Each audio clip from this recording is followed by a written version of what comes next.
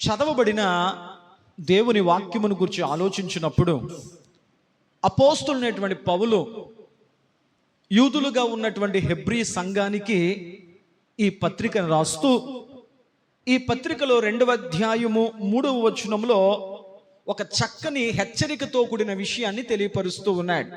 ఏమని రాయబడిందంటే, ఇంత గొప్ప రక్షణ మనము నిర్లక్ష్యం చేసిన ఎడల ఎలాగు తప్పించుకుందుము అని రాయబడింది. దేవునికి స్తోత్రం. ఈనాడు చాలా మంది వ్యక్తుల జీవితాల్లో దేవుడు అనుగ్రహించే రక్షణ యొక్క విలువను అనేకులు గుర్తించలేకపోతున్నారు.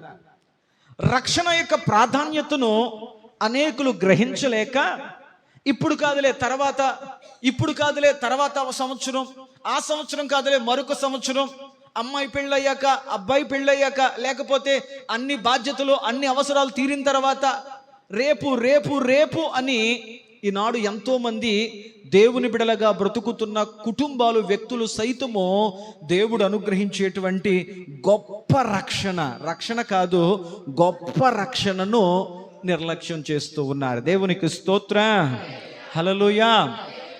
ఈరోజు మనం వినబోతున్న వర్తమానం యొక్క టాపిక్, అంశం ఏంటయ్యా అంటే కుటుంబ రక్షణ. ఏ రక్షణ అంట? కుటుంబ రక్షణ. జాగ్రత్తగా వినే ప్రయత్నం చేద్దాం.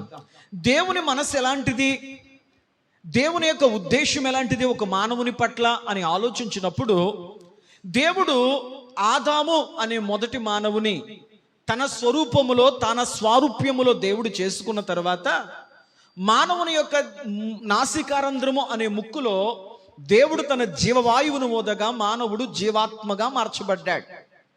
ఆ విధంగా మొదటి మానవుడిగా ఉన్న ఆదామును దేవుడు తన పోలికలో తన స్వారూప్యములో తన జీవాన్నిచ్చి దేవుడు మనిషిగా సృజింపజేశాడు. అయితే ఆదాము తన జీవితంలో ఎల్లకాలము ఒంటరివాడిగా ఉండడం చూసిన దేవుడు నరుడు ఒంటరిగా ఉండడం మంచిది కాదు అనుకున్నాడు. తన పోలికలో తన స్వారూప్యంలో ఉన్న మానవునికి ఒక మంచి చేద్దాం అనుకున్నాడు దేవుడు. ఆదాము జీవితంలో ఏం చేస్తే ఆదాముకు మంచి జరుగుతుంది అని ఆలోచించిన దేవుడు ఒక మనిషికి మంచి జరగాలి అంటే ఆ మంచి అతనికి ఒక కుటుంబం ఇవ్వడం ద్వారానే జరుగుతుంది అన్న భావనతో దేవుడు ఆదామునకు ఒక తోడును ఒక కుటుంబాన్ని ఇవ్వడం మొదలుపెట్టాడు. దేవునికి స్తోత్రం, హల్లెలూయా. బైబిల్ గ్రంథంలో మనం ధ్యానించగలిగితే దేవుడు కుటుంబ వ్యవస్థకు, గృహస్థ జీవితానికి దేవుడు ఎంతో ప్రాధాన్యతనిచ్చాడు. కాబట్టి దేవుడు ప్రతి కుటుంబాన్ని రక్షణ అనుభవంలో నడవాలని దేవుడు కోరుకుంటున్నాడు. దేవునికి స్తోత్రం చెప్పండి, హల్లెలూయా. దేవుడు కుటుంబములను కట్టడం మాత్రమే కాదు, కుటుంబాలను రక్షణలోకి నడిపించాలని కూడా దేవుడు కోరుకుంటున్నాడు. దేవునికి స్తోత్రం.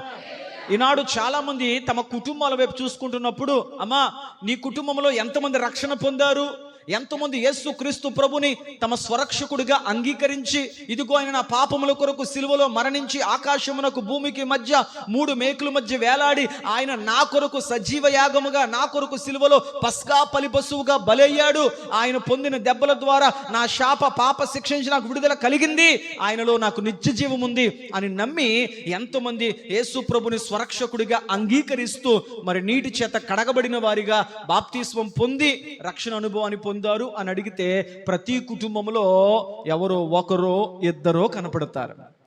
భర్త రక్షణ పొందితే భార్య రక్షణ పొందదు, భార్య రక్షణ పొందితే భర్త రక్షణ పొందదు, భార్య భర్త రక్షణ పొందితే పిల్లలు. దేవుడు కోరుకుంటుంది ఏంటంటే పరిపూర్ణ కుటుంబాన్ని దేవుడు కోరుకుంటున్నాడు. ఆమేన్ చెప్పండి. కుటుంబంలో ఒక భాగం మాత్రమే కాదు, భార్య మాత్రమే కాదు, భర్త మాత్రమే కాదు, బిడ్డలు మాత్రమే కాదు, దేవుని యొక్క సంకల్పం, దేవుని యొక్క ప్రణాళిక ఒక కుటుంబం పట్ల ఎలా ఉంది అని అడిగితే దేవుడు ప్రతి కుటుంబము పరిపూర్ణ రక్షణలో ఉండాలి. ప్రతి కుటుంబం మీద ఆయన తన గొర్రెపిల్ల రక్తములో తమ వస్త్రములు ఉతుకుకొనగా అవి హిమము కంటే తెల్లగా మార్చబడ్డాయి అన్న దేవుని వాక్యమును బట్టి ప్రతి కుటుంబం మీద ఆయన రక్షణ అనే వస్త్రాన్ని పరిపూర్ణముగా కప్పాలని దేవుడు కోరుకుంటున్నాడు. దేవునికి స్తోత్రం, హల్లెలూయా. బైబిల్ గ్రంథంలో మనం చదువుకున్న మూల వాక్యము ద్వారా ఏమని రాయబడిందంటే, ఇంత గొప్ప రక్షణ ఓ కుటుంబమా నువ్వు నిర్లక్ష్యం చేస్తే ఎలాగూ తప్పించుకుందువో. దేవునికి స్తోత్రం. ప్రభు చిత్తమైతే సమయానుకూలతను బట్టి బైబిల్ గ్రంథములో దేవుని చేత రక్షింపబడినటువంటి 5 కుటుంబాలు జ్ఞాపకం చేసుకుందాం. ఎన్ని కుటుంబాలు? దేవుని చేత రక్షింపబడినటువంటి 5 కుటుంబాలను ధ్యానం చేసే ప్రయత్నం చేద్దాం. నెంబర్ 1, రండి పరిశుద్ధ గ్రంథాలను తెరిచి త్వరగా ముందుకు సాగే ప్రయత్నం చేద్దాం. నిర్గమాకాండము పరిశుద్ధ గ్రంథాలను తెరిచి ప్రతి ఒక్కరము కూడా ధ్యానపూర్వకముగా వాక్యమును ధ్యానించుదాం. నిర్గమాకాండము 12వ అధ్యాయము 22వ వచనము నుంచి 24వ వచనం వరకు మనం ధ్యానించగలిగితే అక్కడ దేవుని వాక్యములో ఈ విధముగా వ్రాయబడి ఉంది. మరియు హిస్సోపు కుంచె తీసుకొని పళ్ళెములో ఉన్న రక్తములో దాన్ని ముంచి ముఖ ద్వార బంధముల పైకమ్మికిని 2 నిలువి కొమ్ములకును పళ్ళెములోని రక్తము తాకింపవలను. తరువాత మీలో నెవడును ఉదయం వరకు తన ఇంటి ద్వారము నుండి బయటకు వెళ్ళకూడదు. యెహోవా ఐగుప్తీయులను హతము చేయుటకు దేశ సంచారము చేయుచు ద్వార బంధము పై కమ్మి మీదను 2 నిలువు కమ్మీల మీదను ఉన్న రక్తమును చూచి యెహోవా ఆ తలుపును దాటిపోవును. మిమ్మును హతము చేయుటకు మీ ఇండ్లలోనికి సంహారకుడికి చొరవీయకుడి. దేవునికి స్తోత్రం చెప్పండి. హల్లెలూయా, హల్లెలూయా, హల్లెలూయా. ఇశ్రాయేలు ప్రజలు ఐగుప్తు దేశంలో 430 సంవత్సరాలు సుదీర్ఘమైన బానిస జీవితాన్ని జీవించి ఆ బానిస శృంఖలాల చేత, ఆ బానిస సంకెళ్ళ చేత విసిగిపోయిన వారిగా, వేసారిపోయిన వారిగా ఉండి వారు దేవునికి ప్రార్థన చేశారంట. ప్రభువా, 430 సంవత్సరాల నుంచి మా పితరుల కాలం నుంచి మేము ఐగుప్తు దేశ చెరలో బానిసలుగా బ్రతుకుతున్నాం. మాకు స్వతంత్రము లేదు, స్వేచ్ఛ వాయువులు మేము పీల్చలేకపోతున్నాం. మా జీవితంలో మేము కొరడాల చేత గాయపరచబడుతున్నాం. మా కుటుంబంలో ఏమాత్రము నెమ్మది లేదు. మా జీవితం మీద ఐగుప్తుల యొక్క హస్తము మా మీద బరువుగా ఉంది. కాబట్టి మేము ప్రార్థిస్తున్నాం ఏంటంటే, ఈ సుదీర్ఘమైన బానిసత్వము నుంచి, అనగా ఈ 430 సంవత్సరాల సుదీర్ఘ బానిసత్వ జీవితము నుంచి దేవా మాకు, మా కుటుంబాలకు విడుదల కావాలి, స్వేచ్ఛ కావాలి, విమోచన కావాలి, మేము విడిపించబడాలి, మేము మా కుటుంబాలు అని ఇశ్రాయేలు ప్రజలు దేవునికి ప్రార్థించినప్పుడు వారి ప్రార్థన విన్న దేవుడు మోషే అన్న నాయకుని యొక్క నాయకత్వములో ఐగుప్తు దేశ చెర నుంచి వారిని విడిపించడానికి అప్పటికి 9 తెగుళ్ళు ఐగుప్తు దేశములో దేవుడు కలిగించాడు.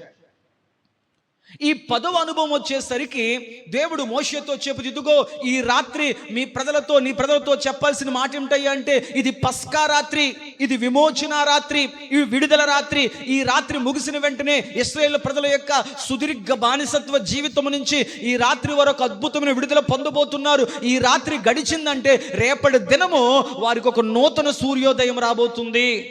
ఈ రాత్రితో వారికి ఉన్నటువంటి ప్రతి ఒక్క బంధకాలు, ప్రతి ఒక్క సంకెళ్ళు విడిపోబోతున్నాయి. కాబట్టి నా ప్రజలైన ఇశ్రాయేలులను ఈ రాత్రి ఒక పస్కా పండగ చేసుకోమను అని దేవుడు చెప్పాడు.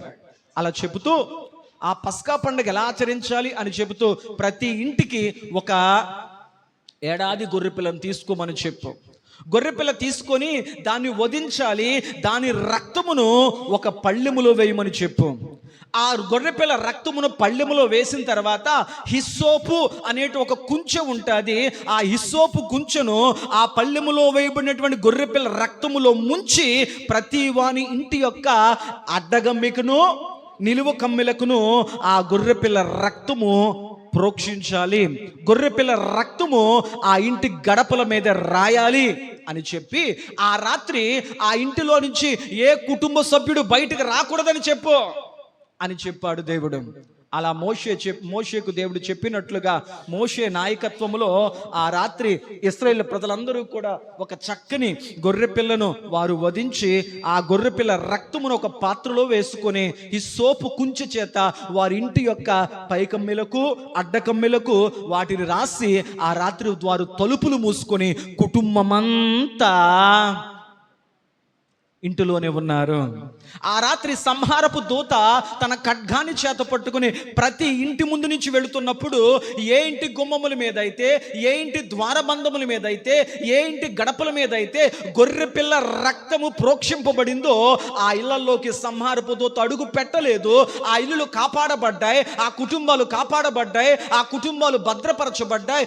ఏ ఇంటి గుమ్మముల మీద అయితే గొర్రె పిల్ల యొక్క రక్తము ప్రోక్షింపబడలేదో ఆ గృహాల్లోకి సంహరించే దూత వెళ్ళింది. ఆ ఇళ్లలో ఉన్నటువంటి ప్రతి తొలుచూరు జంతువుల్లో కానీ మనుషుల్లో కానీ పెద్ద కుమారుడు చనిపోయాడు. తెల్లవారేసరికి ఏ ఇంటి గుమ్మముల మీద అయితే, ఏ కుటుంబ సభ్యులు ఉన్నటువంటి గుమ్మముల మీద అయితే గొర్రెపిల్ల రక్తం ఉందో ఆ కుటుంబాలు రక్షింపబడ్డాయి, కాపాడబడ్డాయి. ఏ ఇంటి గుమ్మముల మీద అయితే గొర్రెపిల్ల రక్త ప్రోక్షణ లేదో ఆ కుటుంబాల్లో వేదన, కన్నీళ్ళు, అంగలార్పు వినపడింది. దేవునికి స్తోత్రం, హల్లెలూయా. అలనాడు ఇశ్రాయేలు ప్రజలను కాపాడడానికి వధింపబడిన గొర్రెపిల్ల ఈనాడు మన కొరకు సిలువలో రక్తము కార్చిన ప్రభువైన యేసుక్రీస్తు వారు. ఆ యేసుక్రీస్తు రక్తము చేత ఏ కుటుంబములైతే భద్రపరచబడతాయో ఆ కుటుంబములో నిత్య నరకాగ్ని నుండి, నిత్య నాశనము నుండి, ఇదిగో మరణములో నుండి జీవములోనికి దాటగలిగిన దేవుని కృపను మనం పొందుకుంటాం. దేవునికి స్తోత్రం చెప్పండి, హల్లెలూయా. మొట్టమొదటిగా దేవుని యొక్క మాట ప్రకారము ఏ గృహములో అయితే, ఏ కుటుంబము గడపల మీద అయితే గొర్రెపిల్ల రక్తమును ప్రోక్షించుకున్నారో ఆ కుటుంబములో సంహారపు దూత నుంచి ఆ కుటుంబములు కాపాడబడ్డాయి. దేవునికి స్తోత్రం, హల్లెలూయా. మొదటి కుటుంబం ఎలాంటి కుటుంబం అంట? ఐగుప్తు బానిసత్వము నుంచి విడిపించడానికి, మరి సంహారపు దూత చేత మరి రక్షణ పొందుకొనడానికి గడపలకు, కమ్మెలకు గొర్రెపిల్ల రక్తమును ప్రోక్షించుకొని కాపాడబడినటువంటి కుటుంబాలు. దేవునికి స్తోత్రం. ఏ కుటుంబముల యొక్క గడపల మీద గొర్రెపిల్ల రక్తం ఉందో ఆ కుటుంబాలు రక్షింపబడ్డాయి, ఆ కుటుంబాలు భద్రపరచబడ్డాయి. ఆ కుటుంబంలోనికి సంహారపు దూత వెళ్ళలేదు. ఆ కుటుంబంలో ఏ కన్నీటి దుఃఖపు అనుభవాలు లేరు. వారు స్వేచ్ఛావాయువులు పీలుస్తూ వారు మరుసటి దినము వారు తమ బానిసత్వ సంఖ్యల నుంచి విడుదల పొందుకుని బయటకు వెళ్ళారు. దేవునికి స్తోత్రం. నెంబర్ 1 మొట్టమొదటి కుటుంబం ఏంటంటే గొర్రెపిల్ల రక్తము చేత భద్రపరచబడిన కుటుంబము. దేవునికి స్తోత్రం. ఏ కుటుంబాలంటే మొదటిగా చెప్పాలి గొర్రెపిల్ల రక్తము చేత సంహారపు దూత చేతిలో పడకుండా కాపాడబడిన, రక్షింపబడిన కుటుంబాలు. రెండవ కుటుంబాన్ని మీకు జ్ఞాపకం చేస్తూ ముందుకు వెళ్ళే ప్రయత్నం చేస్తాను. చూడండి, ఆదికాండం మనందరికీ బాగా సుపరిచితమైన మాటే. ఆదికాండము 7వ అధ్యాయము, ఆదికాండము 7వ అధ్యాయము 1వ వచనం మనం చూడగలిగితే, యెహోవా ఈ తరము వారిలో నీవే నా ఎదుట నీతిమంతుడవై ఉండుట చూచితిని గనుక నీవును నీ ఇంటి వారును వాడలో ప్రవేశించుడి. దేవునికి స్తోత్రం. దేవుని చేత రక్షింపబడినటువంటి రెండవ కుటుంబం. దేవుడు ఆకాశం నుంచి నరులను పరీక్షించడానికి వచ్చినప్పుడు నరుల హృదయాలు దేవుని దృష్టికి బహు ఘోరంగా మారిపోయాయంట. వారు దైవికమైన భయభక్తులు లేని వారిగా, మా జీవితాలు మా ఇష్టం, మా బ్రతుకు మా ఇష్టం, మా శరీరం మా ఇష్టం, మా కోరికలు మా ఇష్టం అంటూ నోవాహు దినములలో దేవుడు ఆకాశము నుండి మనుషులను చూడవచ్చినప్పుడు వారి జీవితం ఎలా మారిపోయిందంటే, వారు తినుచు, త్రాగుచు, ఇండ్లు కట్టుకునుచు, పెండ్లి చేసుకునుచు, పెండ్లి కీయబడుతూ దైవ భీతి అనేది లేకుండా వారి ఇష్టానుసారంగా జీవిస్తూ ఉన్నారు.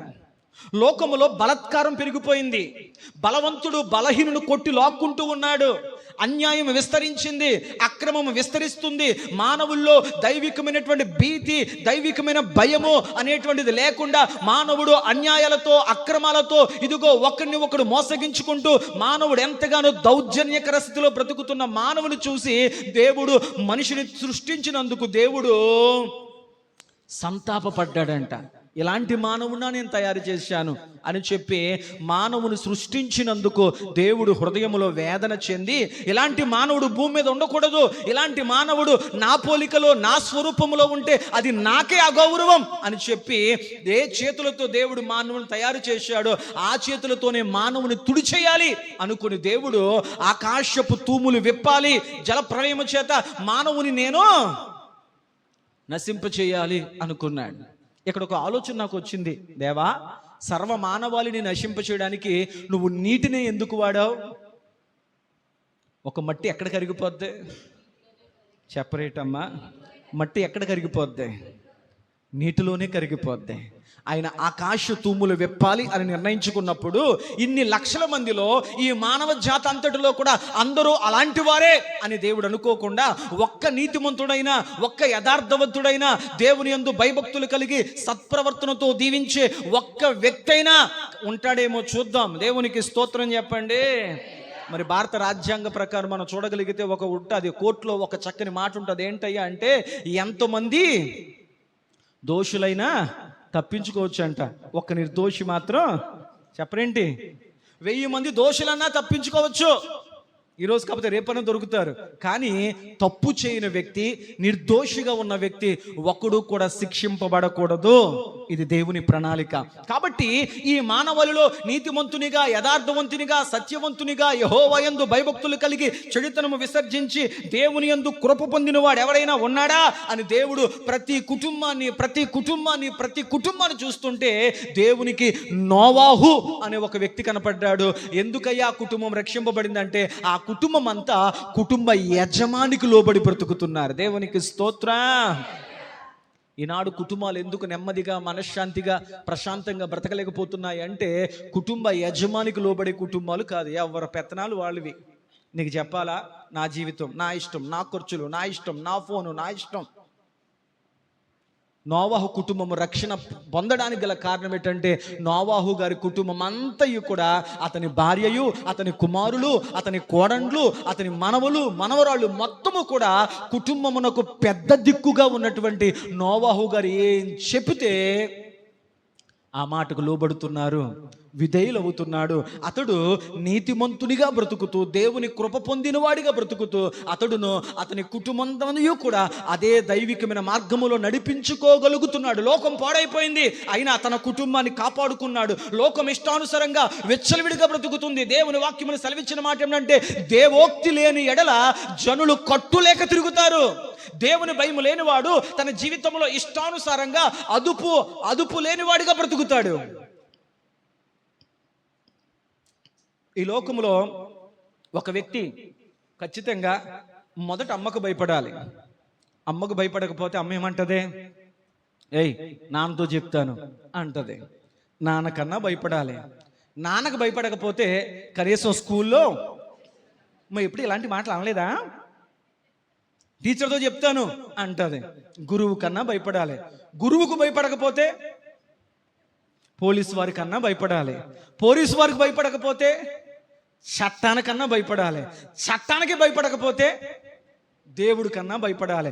దేవునికి భయపడకపోతే ఇక మానవుడు దేనికి? అదే మాట బైబిల్ రాయబడింది, దేవోక్తి లేని ఎడల జనులు కట్టులేక తిరుగుతురు. కానీ నోవాహు దేవునికి భయపడే వ్యక్తిగా ఉన్నాడు. తన కుటుంబం అంతటిని కూడా దైవికమైన భయభక్తులతో ఈ లోకమాల్యం అంటించకుండా తన కుటుంబాన్ని కాపాడుకున్నాడు. కనుక బైబిల్ చెప్తున్న మాట ఏంటంటే దేవుడు భూమి మీదకి జలప్రళయం పంపించే సమయంలో నోవాహుతో ఒక చక్కని వాడను దేవుడు కట్టించి నోవాహుతో చెప్తున్న మాట ఏమిటంటే యెహోవా ఈ తరము వారిలో నీవే నా దృష్టికి నీతిమంతుడు అయినుట చూచితిని గనుక నీవు మాత్రమే కాదు, నిన్ను బట్టి నీ ఇంటి వారందరూ కూడా ఈ రక్షణ అనే వాడలోకి వెళ్ళండి అని దేవుడు నోవాహును అతని కుటుంబం అంతటిని కూడా ఆ ప్రమాదకరమైనటువంటి ప్రకృతి వైపరీత్యముగా ఉన్నటువంటి ఆ జలప్రళయము నుంచి తప్పించడానికి దేవుడు నోవాహును అతని కుటుంబం అంతటిని వాడలోనికి పంపించాడు. దేవుడే ఆ వాడ యొక్క తలుపులు మూసాడు. నోవాహు కుటుంబము సురక్షితంగా భద్రంగా ఉంది అన్న తర్వాత దేవుడు ఆకాశ తూములను విప్పాడు. 40 దినాలు 40 ప్రగళ్ళు ప్రచండ వర్షము కురిసింది. సమస్త జీవరాశులు కూడా జలముల చేత నశించిపోయాయి. ఆ నోవాహు కుటుంబం మాత్రమే సజీవంగా రక్షింపబడ్డారు. దేవునికి స్తోత్రం, హల్లెలూయా.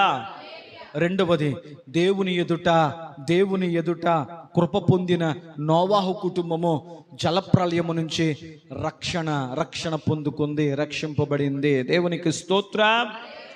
మొట్టమొదటిగా ఏ కుటుంబం కోసం చెప్పుకున్నాం? బానిసత్వములో బ్రతుకుతున్న ఇశ్రాయేలు ప్రజల యొక్క కుటుంబాలు పస్కా బలి పశువైనటువంటి గొర్రెపిల్ల రక్తము చేత రక్షింపబడ్డాయి కుటుంబాలు. నెంబర్ 2, దేవుని మాటకు విధేయత చూపించినటువంటి నోవాహును బట్టి నోవాహు కుటుంబము జలప్రలయము నుంచి దేవుని చేత రక్షింపబడ్డాయి. దేవునికి స్తోత్రం, హల్లెలూయా. మోషే మాత్రమే రక్షింపబడలేదు, ఇశ్రాయేలు కుటుంబాలని రక్షింపబడ్డాయి. నోవాహు మాత్రమే రక్షింపబడలేదు, నోవాహు కుటుంబం అంతా రక్షింపబడింది. దేవునికి స్తోత్రం. మన టాపిక్ ఏంటమ్మా? చెప్పరేంటమ్మా? కుటుంబ రక్షణ. దేవునికి స్తోత్రం. 3వ కుటుంబం, దేవుని ద్వారా రక్షింపబడిన 3వ కుటుంబాన్ని జ్ఞాపకం చేద్దాం. యెహోషువ గ్రంథము, పరిశుద్ధ గ్రంథాలను తెరుద్దాం. యెహోషువ గ్రంథము 2వ అధ్యాయము 13వ వచనం మనం చూడగలిగితే, నా తండ్రియు నా చెల్లియు నా అన్నదమ్ములను నా అక్క చెండులను వారికి కలిగిన ఉన్నవారందరూ చావకుండా బ్రతుకునిచ్చి రక్షించినట్లుగా దయచేసి యెహోవా తోడని ప్రమాణము చేయుడనిను. దేవునికి స్తోత్రం.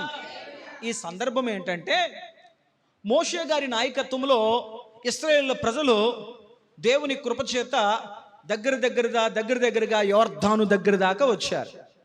ఆ తర్వాత దేవుడు మోషే గారితో, మోషే నీ ప్రయాణం ఇక్కడితో ముగించబడింది అని చెప్పి ఆ కొండ మీదకు దేవుడు మోషేని రమ్మన్నాడు. అక్కడితో మోషే గారి ప్రయాణం ముగించబడింది.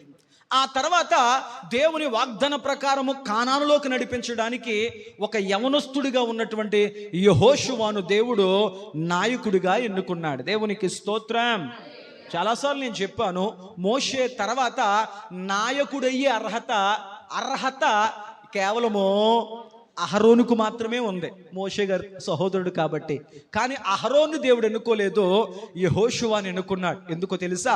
యెహోషువ దైవజనుడైనటువంటి నాయకుడైనటువంటి మోషే గారికి ఎప్పుడు తోడుగా ఉండేవాడు, కుడుభుజంగా ఉండేవాడు. మోషే గారి చేతి మీద నీళ్లు వేస్తూ ఉండేవాడు. ఒకసారి మోషే గారు చేతులెత్తి ప్రార్థన చేస్తున్నప్పుడు, కింద యుద్ధము జరుగుతున్నప్పుడు మోషే చేతులు లాగుతున్న సందర్భంలో దైవజనుడి భుజానికి తన చేతిని తోడుగా ఇచ్చిన ఒక మంచి యవనస్తుడు, దైవజనుడికి తోడుగా నిలబడిన యవనస్తుడు గనుక దేవుడు ఆ యవనస్తుడికి ఉన్నటువంటి యెహోషువను అభిషేకించాడు మోషే తర్వాత స్థానంలో పెట్టడానికి. దేవునికి స్తోత్రం, హల్లెలూయా. బైబిల్ గ్రంథంలో మనం చూడగలిగితే షిలోహు ప్రార్థనా మందిరములో, మరి దేవుని మందసం ఉన్నటువంటి షిలోహు అనేటువంటి ప్రార్థనా మందిరములో ఏలి తర్వాత ఏలి కుమారునటువంటి ఒప్ని ఫినెహస్సులు దైవజనులుగా, ప్రవక్తలుగా, రాజులను అభిషేకించేవారిగా మార్చబడాలి. కానీ తల్లి గర్భములో పుట్టిన తరువాత తల్లిపాలు తాగడం మానేసిన వెంటనే ఒక చిన్న బిడ్డకున్న సమూయేలును తల్లి మందిరములో విడిచిపెట్టింది. ఆ బిడ్డ మందిరములో పడుకుంటూ మందిరములో ఉన్న దీపం మారిపోకుండా చూసుకుంటూ దైవజనుని ఏలీకి చేదోడు వాదుడుగా ఉంటూ అతని ఆహారం తిన్నప్పుడు అతని చేతి మీద నీళ్లు వేస్తూ ఉన్నటువంటి ఆ చిన్న బిడ్డకున్న యవనస్తుడిగా మారినటువంటి సమూయేలును దేవుడు అభిషేకించాడు, దైవజనుడిగా మార్చాడు, రాజులను అభిషేకించే ప్రవక్త చేశాడు. దేవునికి స్తోత్రం. 3వది ఏలియా ప్రవక్త, అగ్ని ప్రవక్త. ఆయన ప్రవక్త తర్వాత ప్రవక్త అయ్యే అధికారము చాలా మందికి ఉన్నప్పటికీ కూడా ఏలియా గారిని విడిచిపెట్టకుండా అనునిత్యము ఏలియా గారికి చేదోడు వాదుడుగా ఉంటూ అతని చేతి మీద నీళ్లు వేస్తూ పరిచర్య చేస్తూ దైవజనున్నే వెన్నంటి నిలబడినటువంటి యవనస్తుడు ఎవరయ్యా అంటే ఎలీషా. అతని మీదకి రెట్టింపు అభిషేకం ఇచ్చి దేవుడు తన పరిచర్య కొరకు అతను నిలబెట్టుకున్నాడు. దేవునికి స్తోత్రం. దేవుడు కుటుంబాలు చూడలేదు, దేవుడు చదువులు చూడలేదు, దేవుడు అర్హతలు చూడలేదు, దేవుడు అదే కుటుంబాలు రావాలి అని కోరుకోలేదు. ఎవరైతే తన దైవజనుల పరిచర్యకు సహకారం అందించారో దేవుడు ఆ యవనస్తులను అభిషేకించి ముందుకు నడిపించాడు. దేవునికి స్తోత్రం. ఆ విధంగా మోషేకు నమ్మకమైన యవనస్తుడికి ఉన్నటువంటి యెహోషువ నాయకత్వములో దేవుడు ఇశ్రాయేలు ప్రజలను ముందుకు నడిపిస్తూ ఉన్నాడు. అలా నడిపిస్తున్న క్రమములో వారు యెరికో అనే పట్టణము దాటి ముందుకు వెళ్లాల్సిన పరిస్థితి వచ్చినప్పుడు యెహోషువ చెప్పిన పని ఏంటంటే, ఇద్దరు యవనస్తులను పిలిచి, అయ్యా ఆ ఊరు ఎలాంటిదో ఆ పట్టణం ఎలాంటిదో మనం తెలియదు కాబట్టి ఓ ఇద్దరు యవనస్తులారా, మీ ఇద్దరు ఆ ఊరిలోకి వెళ్ళండి. ఆ ఊరిలోకి వెళ్ళి మీరేం చేస్తారయ్య అంటే అక్కడ పరిస్థితులు ఏంటో అక్కడ విధానాలేంటో దయచేసి మీరు వేగి చూసి రండి అని చెప్పి యెహోషువ ఇద్దరు వ్యక్తులను చంపండి పంపించడం జరిగింది. యెహోషువ 2వ అధ్యాయం మొత్తం అదే కనపడుతుంది, టైం సరిపోదు మనకి. ఆ ఇద్దరు వ్యక్తులు యెహోషువ మాట ప్రకారము ఆ దేశములో ఆ ప్రాంతములోకి వెళ్ళి ఆ ప్రాంతం ఎలాంటిది, అక్కడ పరిస్థితులు ఎలాంటివి అని చెప్పి వేగు చూడడానికి వెళ్ళి వారు వెళ్ళడమే ఆ యెరికో పట్టణంలో ఉన్నటువంటి రాహాబు అనే ఒక వేశ్య ఇంటికి వెళ్ళారు. వేశ్య ఇంటికి అందరికి అనుమతి ఉంటుంది, అందరికీ అవకాశం ఉంటుంది. ఎవరు అనుమానించే అవకాశం లేదు. కాబట్టి వేరుగా వేశ్య ఇంటికి వెళ్ళారు. ఆవిడ ఇల్లు ఎక్కడ కట్టబడింది అని అడిగితే సమాజానికి సంఘానికి దూరంగా ఒక ఎత్తైన స్థలములో కట్టబడింది. అక్కడికి వెళ్ళారు. వెళ్ళి వారు చెప్పిన విషయం ఏంటంటే, ఇదిగో మేము ఇశ్రాయేలీయులం, దేవుని చేత రక్షింపబడిన వారం అని చెబుతుండగా ఈ లోపల ఇద్దరు మన దేశమునకు వేగి చూడడానికి వచ్చారు అని చెప్పి ఆ యెరికో దేశాన్ని పరిపాలిస్తున్న రాజుకు తెలిసి అతడు తన సైనికులు పంపించాడు. ఎవరయ్యా అంటే ఆ సైనికులు ఏమన్నాడంటే, ఇదిగో పలానా రాహాబ్ అనే వేశ్య ఇంటికి ఇద్దరు వేగు చూడడానికి వచ్చారంట, అక్కడికి వెళ్ళండి, వాళ్ళని పట్టుకుని బంధించి తీసుకురండి అని చెప్పి రాజు పంపించాడు. ఈ వార్త తెలిసినటువంటి వారు ఆ ఇద్దరు వేగులు వారిని పట్టుకోవడానికి రాహాబ్ అనే వేశ్య ఇంటికి వచ్చారు. ఈ రాహాబ్ అనే వేశ్య ఈ ఇద్దరు వ్యక్తులను తన ఇంటి పైన మిద్ది మీద దాసి వారిని కనపడకుండా కప్పి వచ్చిన సైనికులు తను చెప్పింది, నిజమేనయ్యా మా ఇంటికి ఇద్దరు వ్యక్తులు వచ్చారు, నిజమే, నా ఇంటికి వాళ్ళు వచ్చిన మాట నిజమే, కానీ వాళ్ళు ఎవరో నాకు తెలియదు, ఇంతకు ముందే వాళ్ళు వెళ్ళిపోయారు, మీరు వెళితే వారిని పట్టుకోవచ్చు, ఆ యోర్దాను వైపు మీరు వెళ్ళండి అని వాళ్ళని పంపించేసి ఆ తర్వాత వాళ్ళ దగ్గరికి వెళ్ళి వారితో మాట్లాడుతుందంట. అయ్యా మీరు ఇశ్రాయేలులని, దేవుని హస్తం మీకు తోడుగా ఉందని, మీరు ఐగుప్తు దేశం నుంచి ఎలా మీరు బయటపడ్డారో, ఎర్ర సముద్రం ఎలా మీరు దాటారో, దేవుడు మా ముందున్నటువంటి రాజ్యాలను ఎలా జయిస్తూ మీరు ఎంతవరకు రాగలిగారో మేము విన్నప్పుడు మీ దేవుని హస్తం మీకు ఎంత బలంగా తోడుగా ఉందో మేము తెలుసుకున్నప్పుడు మా అందరి హృదయాలు భయముతో, కలవరముతో, భీతితో నిండిపోయాయి. దేవునికి స్తోత్రం చెప్పండి. హల్లెలూయా, హల్లెలూయా. చూడండి 10వ వచనం చదువుతున్నాను. యెహోషువ గ్రంథం 2వ అధ్యాయం 10వ వచనంలో, మీరు ఐగుప్తు దేశములో నుండి వచ్చినప్పుడు మీ ఎదుట యెహోవా ఎర్ర సముద్రపు నీరును ఎలాగూ ఆరిపోచేసెను, యోర్దానును తీరమునున్న అమోరీయుల ఇద్దరు రాజులైనటువంటి సీహోనును ఓగును మీరు ఎలాగూ చేసితురో అలాగూ మీరును వారిని ఎలాగూ చేసితురో ఆ సంగతి మేము వినినప్పుడు మా హృదయాలు, మాకు గుండెల్లో దడొచ్చేసింది. 430 సంవత్సరాలు బానిసలుగా బ్రతికిన వారు ఐగుప్తు చేతిలో కుక్కిని పేనులాగా ఎంత కొడుతున్నా, ఎంత చంపుతున్నా, ఎంత హింసిస్తున్నా నోరు తెరవనటువంటి బానిసలు దేవుని హస్తం వారికి తోడుగా ఉండడం చేత అయ్యా బలమైన రాజులను ఓడిస్తున్నారు. ఇదిగో బలమైనటువంటి ఎర్ర సముద్రం దాటి వచ్చారు, దేవుని హస్తం మీకు తోడుగా ఉండి మిమ్మల్ని మీ కుటుంబాలని ఎలా నడిపిస్తుందో విన్నప్పుడు మా గుండెలు దడొచ్చేసింది, కంగారు వచ్చేసింది, కలవరం వచ్చేసింది. రాజు మొదలుకొని ఈ దేశంలో ఒక వేశ్యకున్న నా వరకు కూడా మీరు వస్తున్నారంటే మా గుండెలు కలవరానికి గురయ్యాయి. కారణం ఏంటంటే మిమ్మల్ని బట్టి కాదు, మీకు మీ కుటుంబములకు తోడుగా ఉండి నడిపిస్తున్న దేవుని బట్టి. దేవునికి స్తోత్రం, హల్లెలూయా. అందుకు రాహాబ్ అనే వేశ్య అంది, దేవుడు ఖచ్చితంగా మీకు తోడున్నాడు, మా రాజు ఎంత బలవంతుడైనా, మా యెరికో గోడలు ఎంత బలమైనవైనా ఖచ్చితంగా దేవుడు మీకు తోడున్నాడు కాబట్టి మీరు ఖచ్చితంగా మా దేశాన్ని దాటుకుని మా దేశాన్ని జయించుకుని వెళతారు అయితే నాదొక చిన్న మనవి, మీరు మీ దేవుని సహాయంతో మా దేశం మీదకు వచ్చినప్పుడు నాకు ఒక ప్రమాణం చేయండి. ఏంటి ఆ ప్రమాణం అంటే, అక్కడ ఆవిడ చెప్పిన మాట ఏమిటంటే, నా తండ్రికిని, నా తల్లికిని, నా అన్నదమ్ములకును, నా అక్క చెల్లెళ్ళకును, వారికి కలిగిన వారందరూ చావకుండా బ్రతుకు రక్షింపబడు నిమిత్తం. దేవునికి స్తోత్రం. ఒక వేశ్య తన కుటుంబ సభ్యులందరి బ్రతుకు కోరుకుంది. ఒక వేశ్య తన కుటుంబం వారందరి రక్షణ కోరుకుంది. ఈరోజు దేవుడిని నమ్ముకున్న ఒక వ్యక్తికి ఉన్న నీవు నీ కుటుంబాన్ని బ్రతకాలని కోరుకుంటున్నావా? బ్రతకడం అంటే ప్రాణాలతో ఉండడం కాదు ప్రభువా, వాళ్ళు ఆత్మీయంగా బ్రతకాలి, వారి ఆత్మ దీపము వెలిగించబడాలి ప్రభువా. వారు ఒకానొక దినాన నా కుటుంబం అంతా నీ పరలోకపు నిత్య జీవములో మేము ఉండాలి. దేవునికి స్తోత్రం. హల్లెలూయా. వాళ్ళు రారండి, వాళ్ళు ఎండరండి, అందుకే వదిలేశానండి. ఒక వేశ్య అలా అనుకోలే, పేరును అడుగుతుంది. ఏమడుగుతుంది?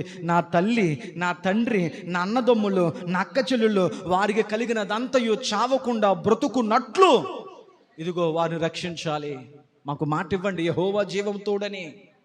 అప్పుడు వారు అన్నారు, అమ్మా మేము వెళతాం, మా నాయకుడు ఉన్నటువంటి యెహోషువతో మేము చెబుతాం. అయితే నువ్వు ఒక పని చేయి. ఏం చేయి? 18వ వచనం చూడండి. నీవు మమ్మును దించిన ఈ కిటికీకి ఈ ఎర్రని దారమును కట్టి నీ తండ్రిని, నీ తల్లిని, నీ అన్నదమ్ములను, నీ తండ్రి ఇంటి వారందరినీ ఆ ఇంట చేర్చుకొనుము.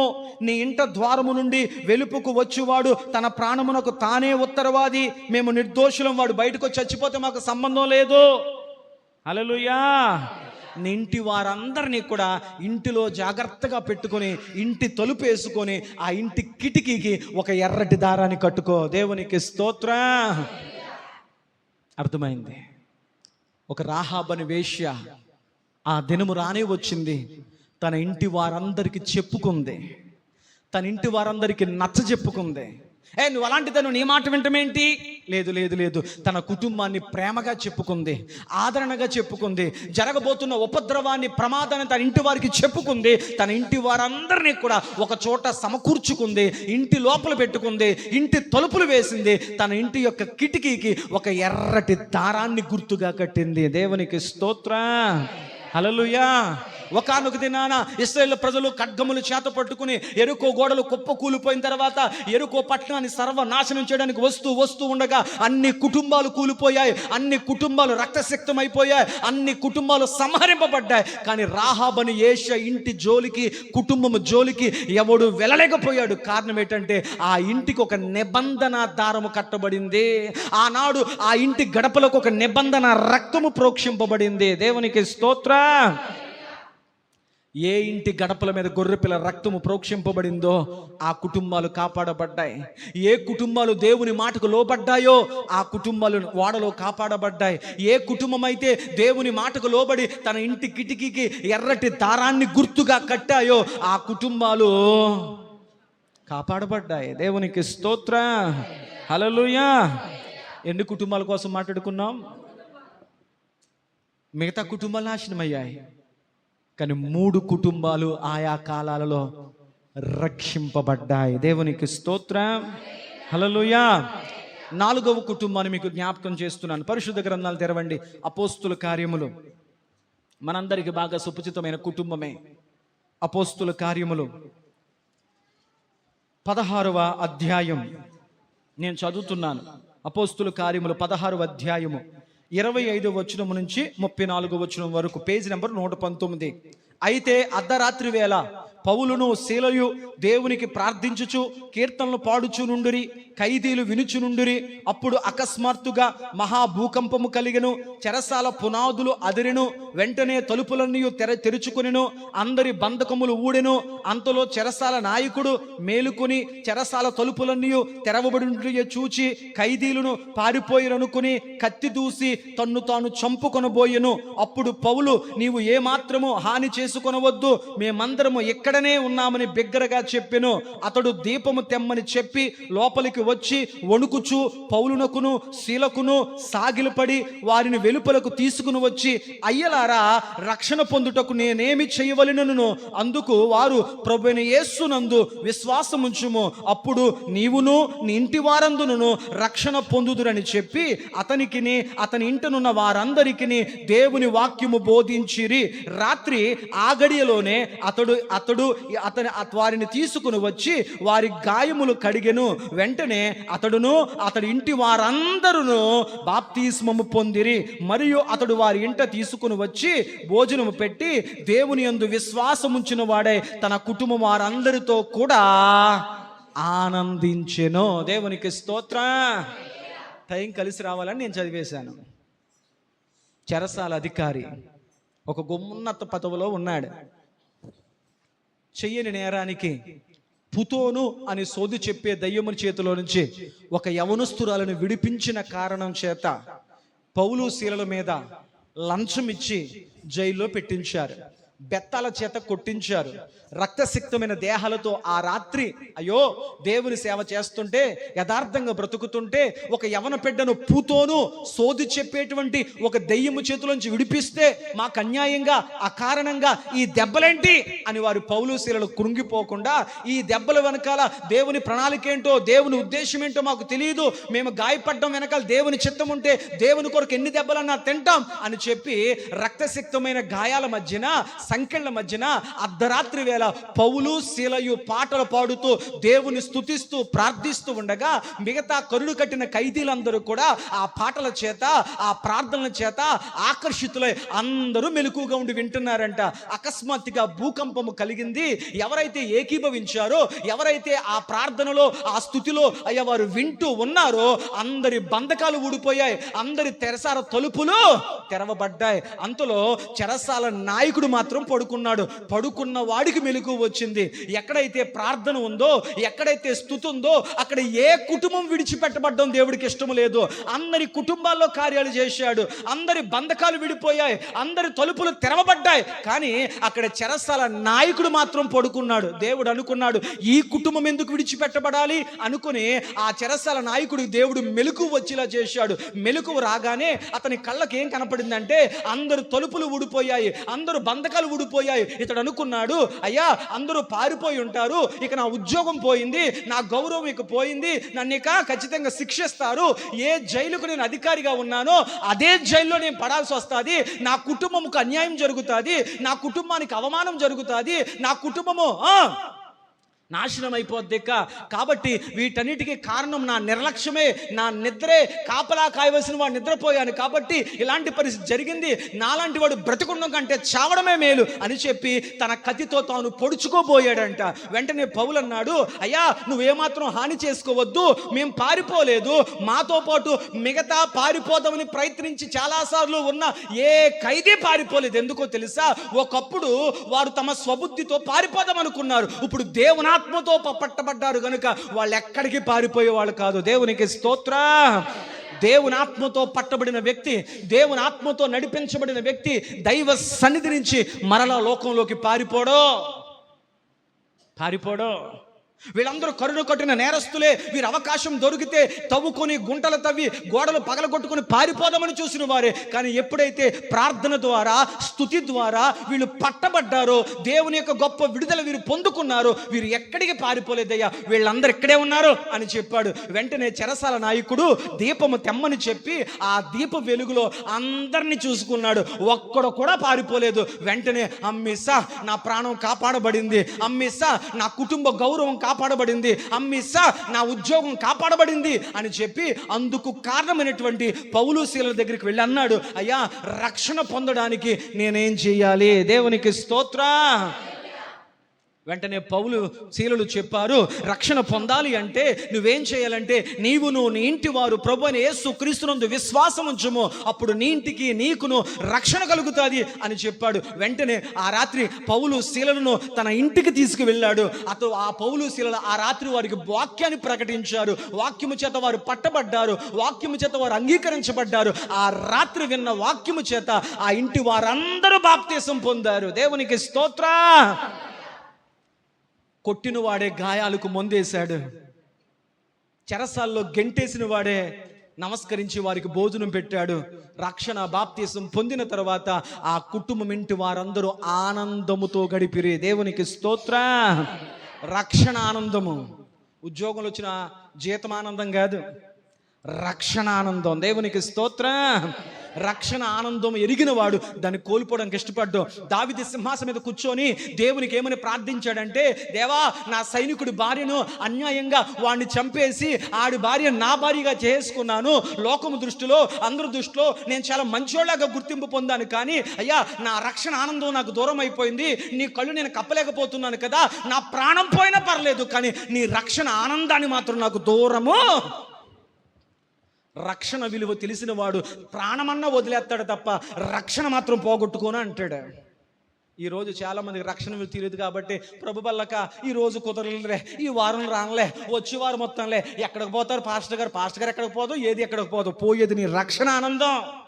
నీ రుచి పోతే, నీ మాధుర్యం పోతే, ఉప్పు తన సారాన్ని కోల్పోతే అది ఎందుకు ఉపయోగం? అది నేల మీద పడి తొక్కేయడానికి తప్ప అది ఎందుకు పనికిరాదు. ఒక విశ్వాసి దేవుని రుచిని, దేవుని మాధుర్యాన్ని, పరిశుద్ధాత్మ నడిపింపును, దేవుడు అనుగ్రహించేటువంటి ఆ రక్షణ రుచి అనుభవించలేకపోతే, నువ్వు ఎంత తెల్లని బట్టలేసుకున్న హృదయములో ఆనందము కలగకపోతే నీ భక్తి చప్పిడిది, అది పనికిరాని భక్తిగా మారిపోతుంది. నీ సారం ఎప్పటికప్పుడు నువ్వు రుచిస్తూ ఉండాలి. దేవునికి స్తోత్రం. పాస్టర్ గారు రుచి మాకు ఎలా తెలుస్తుంది అండి?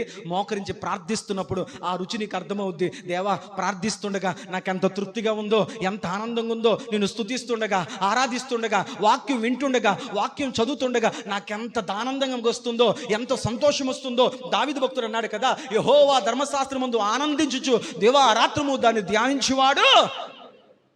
ఆనందం కలుగుతుంది వాక్యం వింటే, ఆనందం కలుగుతుంది ఆరాధన చేస్తే, ఆనందం కలుగుతుంది దేవుని మందిరానికి రావాలి అంటే. ఉసూరుమంట వస్తారు, తప్పదు కాబట్టి వస్తారు. పాస్టర్ గారు గోల భరించలేక వస్తారు. వచ్చే వారం ఏ వాక్యం చెప్తాడని భయపడి వస్తారు. కానీ భక్తులు ఆనందంతో వచ్చారు, పరిగెడుతూ వచ్చారు. వారికి రక్షణ ఆనందం విలువ తెలుసు కాబట్టి. దేవునికి స్తోత్రం. హల్లెలూయా, హల్లెలూయా. 4వ కుటుంబము నిత్య ఆనందము, నిత్య జీవములోనికి బాప్తిస్మం ద్వారా నడిపించబడి రక్షణ పొందిన చెరసాల నాయకుని కుటుంబం. దేవునికి స్తోత్రం. 5వ కుటుంబం, త్వరగా 5వ కుటుంబం అపోస్తుల కార్యాలు. మీకు ఒక అద్భుత విషయం చెప్తాను. ఒకే అధ్యాయములో 2 కుటుంబాలు రక్షింపబడ్డాయి. ఒకే అధ్యాయములో. చెప్పరేంటమ్మా? అద్భుతమైన అధ్యాయం అపోస్తుల కార్యాలు 16వ అధ్యాయం. అద్భుతమైన అధ్యాయం. ఎందుకంటే ఒకే అధ్యాయంలో దేవుడు 2 కుటుంబాలు రక్షించుకున్నాడు. చూడండి, అపోస్తుల కార్యాలు 16వ అధ్యాయము 14-15 వచనాలు మనం చూడగలిగితే, అప్పుడు లుదియా అను దైవభక్తి గల ఒక స్త్రీ వినుచుండెను. ఆమె ఓదారంగు పొడిని అమ్ముకుని తూయితేరా పట్టణస్తురాలు. ప్రభువు ఆమె హృదయము తెరిచెను గనుక పౌలు చెప్పిన మాటల యందు లక్ష్యముంచెను. ఆమెయు ఆమె ఇంటి వారును బాప్తిస్మము పొందినప్పుడు ఆమె, నేను ప్రభువునందు విశ్వాసము గలదానిని మీరు ఎంచితే నా ఇంటికి వచ్చి ఉండుడని వేడుకొని మమ్ములను బతిమాలుకొనేను. విశ్వాసులు బతిమలాడాలి, అయ్యా దైవజనుడు మా ఇంటికి రండి అని. ఆత్మాలు వచ్చేస్తున్నాడు ఏంటో అనుకోకూడదు. ఏంటి సేవ అంటే? తెల్లారులేగితే వచ్చేస్తున్నాడు మా ఇంటికి. ఇది కాదు సేవ. సంఘం అడగాలి, విశ్వాసం అడగాలి. అయ్యా దైవజనుడా, నా ఇంటికి రావా, నా ఇంట్లో అడుగు పెట్టవా, ఒక్కసారి మా ఇంటికి వచ్చి ప్రార్థన చేయవా. హల్లెలూయా, హల్లెలూయా, హల్లెలూయా.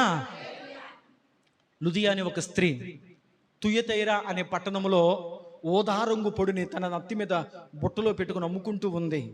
ఒకానొక సరస్సు తీరాన, ఒక నది తీరాన పౌలు అనేక మంది స్త్రీలను కూర్చోబెట్టుకుని వాక్యాన్ని ప్రకటిస్తున్నాడు. ఆమె వ్యాపారం కొరకు అక్కడ వచ్చింది. ఇక్కడ చాలా మంది ఉన్నారు, ఇక్కడ ఏదో జరుగుతుంది, ఇది అయిపోయిన తర్వాత, ఈ మాటలన్నీ అయిపోయిన తర్వాత వ్యాపారం చేసుకుందామని వచ్చింది. వచ్చిన తర్వాత ఆమె పౌలు గారు చెబుతున్న మాటలు వింటూ వింటూ వింటూ వ్యాపారము అనే ఆలోచనలోంచి దేవుని మాటలు వినాలి అనే ఆలోచనలోకి వచ్చింది. ఏం చేసిందో తెలుసా? నెత్తి మీద పెట్టుకుంటే వ్యాపారము నెత్తి మీద నుంచి పక్కన పెడితే వ్యాపారం కంటే విలువైన దాని మీదకి వచ్చింది. అందుకని చెప్పి ఆమె వ్యాపారం చేద్దామని నెత్తి మీద బొట్టెట్టుకుంది. దేవుని సన్నిధికి వచ్చిన తర్వాత అక్కడ వాక్యం ప్రకటింపబడటం వింటున్న తర్వాత వెంటనే నెత్తి మీద బొట్ట తీసి పక్కన పెట్టి ఆమెయు ఒక పక్కన కూర్చొని వాక్యం వినడం మొదలుపెట్టింది. వాక్యం చెప్తున్న మాట ఏంటయ్య అంటే, దేవుడు ఆమె హృదయమును తెరిచెను. దేవునికి స్తోత్ర. వాక్యం వింటుంటే ఏం జరగాలి? వాక్యం వింటుంటే ఏం జరగాలి? వాక్యం నాకు నచ్చిందండి, వాక్యం నాకు నచ్చలేదండి, నా కోసమే చెప్పారండి, నాకు తగలాలని చెప్పారండి, అంత అవసరం నాకు లేదు. అసలు అంత అవసరం దేవుడికే లేదు. నీకోసం మాట్లాడాల్సిన అంత అవసరం దేవుడికి లేదు. వాక్యము చెబుతున్నప్పుడు మూయబడిన నీ హృదయము తెరవబడును గాక. అందుకొరకే దేవుడు మాట్లాడతాడు. మూయబడిన హృదయాలు తెరవాలని దేవుడు మాట్లాడతాడు. అక్కడ జరిగిన విషయం చూడండి. ఆమె హృదయము తెరవబడిన గనుక, ఒక వ్యక్తి దేవుని వాక్యం చేత హృదయం తెరవబడితే వారిలో కలిగే మార్పేంటి? వాక్యం అక్కడ చెప్పింది. దైవజనుడికి ఉన్నటువంటి పౌలు వాక్యం ప్రకటిస్తున్నాడు. అక్కడ వ్యాపారం కోసం వచ్చిన తల్లి లుదియా అనే స్త్రీ ఆమె బుట్ట పక్కన పెట్టుకుని వాక్యం వింటుంది. ఆమె శ్రద్ధగా వాక్యం వినడం చేత దేవుడు ఆమె హృదయాన్ని తెరిచాడు. అప్పుడు ఏం చేసిందంట? ఆమె దైవజనుడికి ఉన్నటువంటి పౌలు చెబుతున్న మాటల యందు లక్ష్యం ఉంచింది. దైవజనుడు చెప్పే మాటలకు విలువిచ్చింది, ప్రాధాన్యత ఇచ్చింది. ఈనాడు దైవజనుడి మాటకు విలువ లేదు, దైవజనుడి మాటకి ప్రాధాన్యత లేదు. అవసరాలకు మాత్రమే దైవజనుడు లేకపోయినా పర్వాలేదు.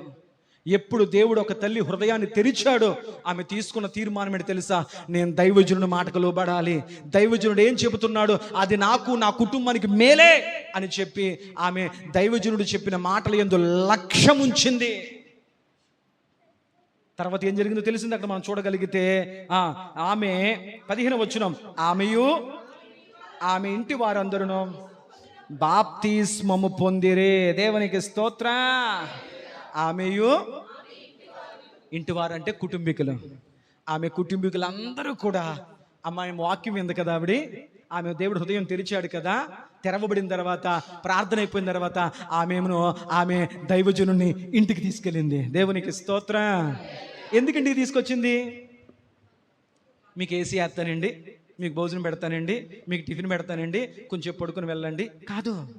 దైవజనుడా, నా ఇంటికి వచ్చి వాక్యం ప్రకటించు. ముందు నా కుటుంబానికి ఉన్న ఆత్మీయ ఆకలిని తీర్చు.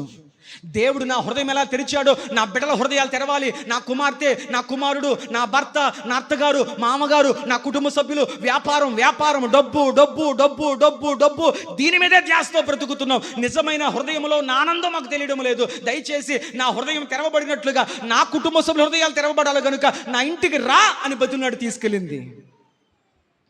హల్లెలూయా. దైవజుడు ఇంటికి వస్తే ఏం చేయాలి? రెండే చేసి వెళ్ళిపోవాలి. నెంబర్ 1 వాక్యం చెప్పాలి, నెంబర్ 2 ప్రార్థన చేయాలి, వెళ్ళిపోవాలి. 3వది ముచ్చట్లు ఎట్టకూడదు. ఈ పోర్షన్లో వెళ్ళి అత్తగారి కోసం మాట్లాడి, ఆ పోర్షన్లో వెళ్ళి కోడల కోసం మాట్లాడితే దేవుడు దైవజనుడు ఇద్దరు చులకనైపోతారు. ఇలాంటి గొప్ప సేవ మనకు అవసరం లేదు. దేవునికి స్తోత్ర. దైవజనుడు వస్తే దేవుని వాక్యమన్నా చెప్పాలి, నీ అవసరం కోసం ప్రార్థన అన్నా చెయ్యాలి, వెంటనే వెళ్ళిపోవాలి. దేవునికి స్తోత్రం. హల్లెలూయా. ఆమె ఇంటి వారందరూ రక్షణ పొందారు. ఆమె చెప్పండి. టైం అయిపోయింది. 5 కుటుంబాలు దేవుని చేత రక్షింపబడిన, రక్షణ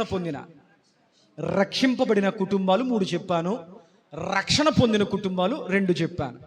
రక్షింపబడ్డం, రక్షణ పొందడం. ఏ కుటుంబాలు రక్షింపబడ్డాయి? సంహారపు దూత చేతిలో నుంచి ఇశ్రాయేలు కుటుంబాలు రక్షింపబడ్డాయి. నెంబర్ 2, జలప్రలయము నుంచి నోవాహు గారి కుటుంబం రక్షింపబడింది. నెంబర్ 3, జరగబోతున్న వధ నుంచి రాహాబని వేశ్య కుటుంబము రక్షింపబడింది. కానీ కొత్త నిబంధనకు వచ్చేసరికి 2 కుటుంబాలు రక్షణ పొందుకున్నాయి. నెంబర్ 1, చెరసాల నాయకుడు కుటుంబం రక్షణ పొందుకుంది. ఒక వ్యాపారస్తురాలైనటువంటి లుదియా కుటుంబము రక్షణ పొందుకుంది. ఏది ఏమైనా యేసయ్యకు నీ ఇంటిలో నువ్వు ఒక్కదానిగా రక్షణ పొందడం ఇష్టం లేదు. ఆయనకు నీ కుటుంబం అంతా రక్షణ పొందడం ఆయనకి ఇష్టం. ఆమేన్ చెప్పండి. హల్లెలూయా. నా చివరి మాట, సంఘమునకు క్రీస్తు శిరస్సు, సంఘానికి దేవుడు శిరస్సు. కుటుంబానికి శిరస్సు భర్త. ఆమేన్. సంఘానికి తల ఎవరు? ఇప్పుడే చెప్పాను కదమ్మా, సంఘానికి శిరస్సు దేవుడు, కుటుంబానికి నేను అంటున్నాను యేసయ్య లేని సంఘం విలువలేనిది, భర్త గౌరవింపబడలేని కుటుంబాలు విలువలేనివి. నీ భర్తకు తెలివి ఉందో తెలివి లేదో, చదువు ఉందో చదువు లేదో, జ్ఞానవంతుడో అజ్ఞానవంతుడో, సంపాదస్తుడో సంపాదన లేదో తెలియదు, కానీ మొండానికి విలువ ఉండాలంటే తల ఉండాలి. మొండానికి తలకి మధ్య బంధం ఉండాలి. దేవునికి స్తోత్రం, హల్లెలూయా. దేనికి బంధం ఉండాలి? తలకే మొండానికి ముద్దు బంధం ఉండాలి. హల్లెలూయా, హల్లెలూయా. ఈ అవయవాలు ఏం చేయాలో ఏది చెప్పాలి? బైబిల్ అంటుంది ప్రతి భర్త తన కుటుంబమును బాగుగా ఏలువాడై ఉండాలి. అధికారం చేయడం, చలామణి చేయడం కాదు, కుటుంబంలో ఎవరు ఏం చేయాలో చక్కగా గ్రహింపగలిగిన వాడై ఉండాలి. తలకెంత ప్రాధాన్యత ఉందో భార్య, ఇంటికి దీపం, ఇల్లాలు అంతకంటే ఎక్కువ ప్రాధాన్యత దేవుడిచ్చాడు. దేవునికి స్తోత్రం, హల్లెలూయా. నా ముగింపు మాట ఏంటంటే, ఒక శరీరములో ప్రతిదీ విలువైందే. అమ్మ త్వరగా ఇంకా ప్రభు పాత్రలోకి వెళ్ళాలి. శరీరములో ప్రతిదీ విలువైందే. మీ శరీరంలో విలువలేనిది ఏదైనా ఉందా? పాస్టర్ గారు, నా బాడీలోనే ఇది వేస్ట్ అండి అనేది ఏదైనా ఉందా? ఉందా? ఏదో ఉండే ఉంటుంది. ఆఖరికి తలంటుకులు ఊడిపోయినా బెంగెట్టేసుకుంటా, అది విలువైందే.